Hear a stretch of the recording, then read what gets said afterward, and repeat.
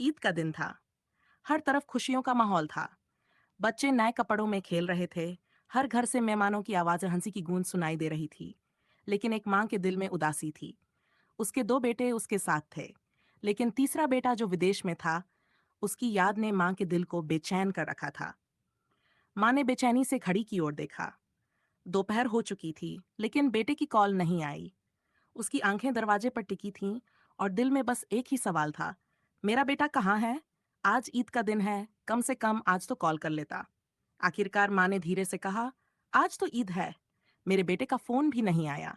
ये बात उसके दूसरे बेटे ने सुन ली। माँ की आंखों में उम्मीद और मायूसी का मिला जुला भाव देखकर वह तड़प उठा। उसने तुरंत अपने विदेश में रहने वाले भाई को कॉल लगाई, लेकिन कोई जवाब नहीं मिला। माँ ने खुद फोन लेकर बार बार कॉल की, लेकिन हर बार एक ही आवाज आती, बेटा कॉल नहीं उठा रहा। सारा दिन बीत गया। माँ का चेहरा उदासी में डूबता जा रहा था।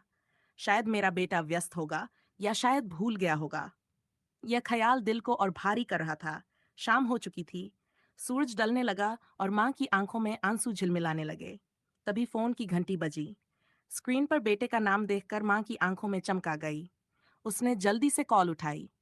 बेटा, तुमने सारा दिन कॉल क्यों नहीं उठाई? माँ की आवाज में शिकायत भी थी और प्यार भी। थकी हुई आवाज में बेटे ने कहा, माँ, मैं काम पर था, बहुत व्यस्त था।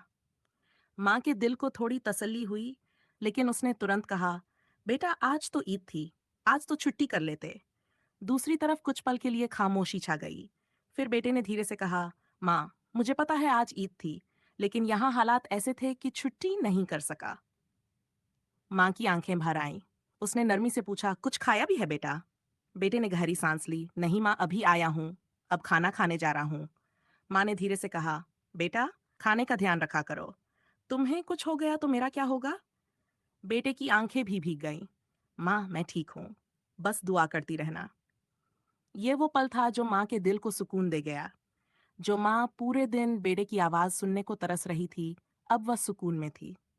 दोस्तों, जिंदगी में कई रिश्ते आते हैं, लेकिन माँ बाप का रिश्ता ऐसा है जो हर हाल में आपकी फिक्र करता है।